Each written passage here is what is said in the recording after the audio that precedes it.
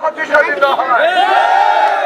আমরা চাই এই বিদ্যুতের সাথে সম্পৃক্ত সকল কর্মকর্তারা প্রতিদিন ভাই বোনদের দৃষ্টি আকর্ষণ করছি, যদি 12ই ফেব্রুয়ারি আগে আমাদের যে চক্রান্ত করতে আছে 24 ঘন্টার মধ্যে 20 ঘন্টা বিদ্যুৎ আমাদের দিতে হবে।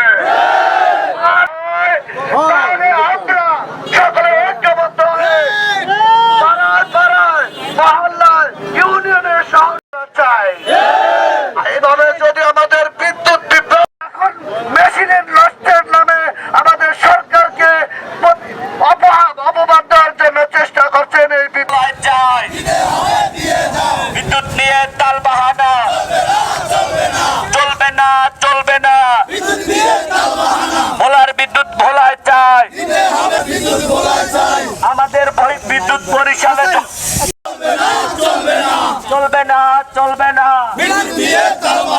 ভোলার বিদ্যুৎ ভোলা করা হবে, আর নচেত মানি না, মানব না।